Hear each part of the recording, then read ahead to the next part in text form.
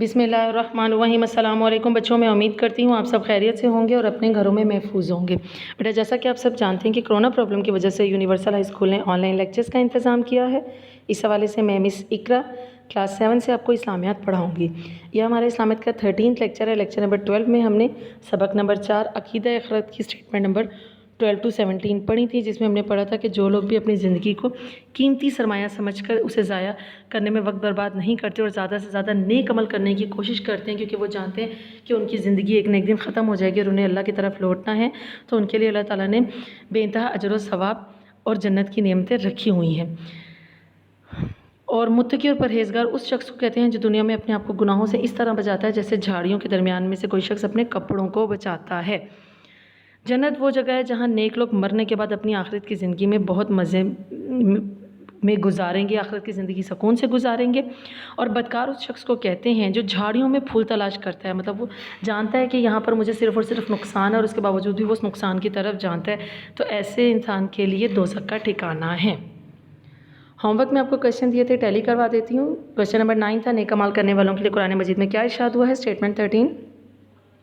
نیک عمل کرنے والوں کے لیے قرآن مجید میں ارشاد ہے، بے شک جو لوگ ایمان لائے اور نیک عمل کیے ان کے لیے نہ ختم ہونے والا ثواب ہے۔ کویشچن 10، متقی اور پرہیزگار کس شخص کو کہتے ہیں؟ اسٹیٹمنٹ 14۔ متقی اور پرہیزگار اس شخص کو کہتے ہیں جو دنیا میں اپنے آپ کو گناہوں سے اس طرح بچاتا ہے جیسے جھاڑیوں کے درمیان کوئی شخص اپنے کپڑوں کو بچاتا ہے کہ کہیں اس کے کپڑے جھاڑیوں میں پھنس کر نہ رہ جائیں۔ ایسے لوگوں کا ٹھکانہ جنت ہے۔ بدکار کس شخص کو کہتے ہیں؟ اسٹیٹمنٹ 16۔ بدکار اس شخص کو کہتے ہیں جو جھاڑیوں میں پھول تلاش کرتا ہے اور ان جھاڑیوں میں پھنس کر رہ جاتا ہے جیسے برے عمل کرنے والا شخص گناہوں کی دنیا میں پھنس جاتا ہے، اور ایسے لوگوں کا ٹھکانہ دوزخ ہے۔ قیامت کے بارے میں اللہ تعالیٰ کا کیا ارشاد ہے؟ اسٹیٹمنٹ 17۔ قیامت کے بارے میں اللہ تعالیٰ کا ارشاد ہے، ہرگز قیامت میں شک نہ کرنا، میرے احکامات کی پیروی کرنا ہی سیدھی راہ ہے۔ یہ آپ کا ہوم ورک تھا، میں امید کرتی ہوں آپ نے اپنا ہوم ورک نیٹلی اٹینڈ کیا ہوگا۔ اب آتے ہیں اپنے آج کے لیکچر کی طرف۔ آج ہم نے اپنا نیو چیپٹر سٹارٹ کرنا ہے، چیپٹر نمبر 5۔ آپ لوگوں کو PDF فارم میں سینڈ کر دیا گیا ہے، میں ریڈنگ کرنے لگی ہوں۔ دیکھیے چیپٹر نمبر 5 ہے ہمارا حج۔ پوائنٹ نمبر 1، حج کے لغوی معنی ہے ارادہ کرنا، یعنی مقررہ ایام میں اللہ تعالیٰ کی خاطر حج کے اخراجات، سفر کی مشکلات اور اللہ تعالیٰ کے گھر کی زیارت کا ارادہ کرنا۔ حج اسلام کے ارکان میں بہت اہم رکن ہے اور حج ایک ایسی عبادت ہے جو عمر میں ایک مرتبہ فرض ہے۔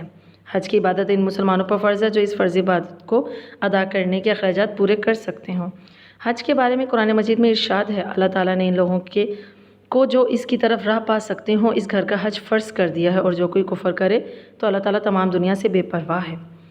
راہ پا سکتے ہوں کا مطلب ہے اخراجات پورے کر سکتے ہوں، صحت مند اور تندرست ہوں اور جان و مال محفوظ ہوں۔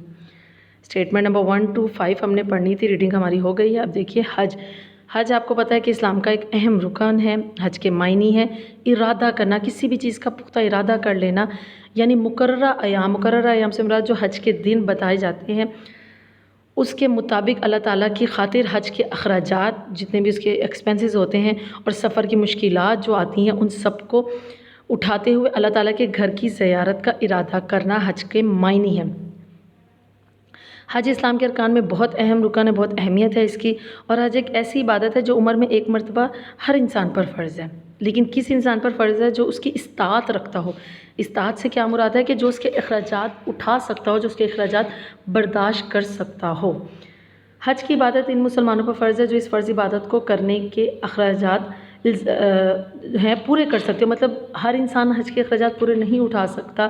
جو لوگ غریب ہیں، جو اپنا گزارا بہت مشکل سے کریں، ان کے لیے تو حج کا فریضہ سر انجام دینا مشکل ہے، لیکن جو لوگ اس کے اخراجات اٹھا سکتے ہیں، اللہ تعالیٰ نے انہیں یہ استطاعت دی ہے، تو انہیں چاہیے کہ وہ اللہ کا شکر ادا کرتے ہوئے حج کے اخراجات اٹھا کر لازمی حج ادا کریں۔ حج کے بارے میں قرآن مجید میں ارشاد ہے، اللہ تعالیٰ نے ان لوگوں کو جو اس کی طرف راہ پا سکتے ہوں اس گھر کا حج فرض کر دیا ہے، اور جو کوئی کفر کرے تو اللہ تعالیٰ تمام دنیا سے بے پرواہ ہے۔ یعنی کہ جو لوگ یہاں پہ راہ پا سکتے ہوں کا معنی بھی بتایا گیا، مطلب ہے اخراجات پورے کر سکتے ہوں، صحت مند ہوں، تندرست ہوں اور جان و مال محفوظ ہوں۔ یعنی کہ وہ لوگ جو کہ حج کے اخراجات بھی اٹھا سکتے ہیں، الحمدللہ اللہ کے کرم سے صحت مند بھی ہیں، تندرست بھی ہیں، جان اور مال دونوں چیزیں ان کی محفوظ بھی ہیں، تو ان پر حج لازمی فرض ہے کہ وہ اللہ تعالیٰ کے گھر کا حج لازمی کریں۔ اور جو انسان ان ساری چیزوں کے ہونے کے باوجود بھی حج ادا نہیں کرتے اور کفر کرتے ہیں تو اللہ تعالیٰ نے تمام دنیا سے بے پرواہ، یعنی اللہ تعالیٰ تو سب کچھ جانتا ہے، تو پھر اللہ تعالیٰ خود ہی اس شخص کے لیے جو بھی اللہ تعالیٰ نے عذاب تیار کر رکھا ہے یا جو بھی اللہ تعالیٰ جانتا ہے، اللہ تعالیٰ اس شخص کو اس کے مطابق عطا کرے گا۔ اسی لیے وہ لوگ جو کہ حج کے اخراجات اٹھا سکتے ہیں، انہیں چاہیے وہ حج لازمی ادا کریں۔ اللہ تعالیٰ سے دعا ہے کہ اللہ تعالیٰ ہم سب کو حج ادا کرنے کی توفیق دے، ہم سب کو استطاعت دے کہ ہم حج ادا کر سکیں، اللہ کے گھر کی زیارت کر سکیں۔ یہ تھا بیٹا ہمارا لیکچر، اسٹیٹمنٹ نمبر 1 to 5 ہم نے پڑھا ہے۔ اب آتے ہیں آج کے ہوم ورک کی طرف۔ لیکچر نمبر 13 کا ہوم ورک دیکھیے۔ کویشچن نمبر 1 ہے حج کے لغوی معنی کیا ہیں؟ اسٹیٹمنٹ 1۔ کویشچن 2 ہے حج کی عبادت کن مسلمانوں پر فرض ہے؟ اسٹیٹمنٹ 3۔ کویشچن 3 حج کے بارے میں قرآن مجید میں کیا ارشاد ہوتا ہے؟ اسٹیٹمنٹ 4 اس کا آنسر ہے۔ آپ نے یہ تینوں کویشچن اپنے رجسٹر پہ اٹیمپٹ کرنے اور اس کے ساتھ ہی اپنے لرننگ کرنی ہے اسٹیٹمنٹ نمبر 1 to 5 کی۔ انشاءاللہ لیکچر نمبر 14 میں ہم اسٹیٹمنٹ نمبر 6 to 10 پڑھیں گے، کفر کے معنی سے لے کر مسلمانوں نے پہلا حج، یہاں تک ہم پڑھیں گے۔ اس وقت تک اپنا بہت سارا خیال رکھیے۔ اللہ حافظ۔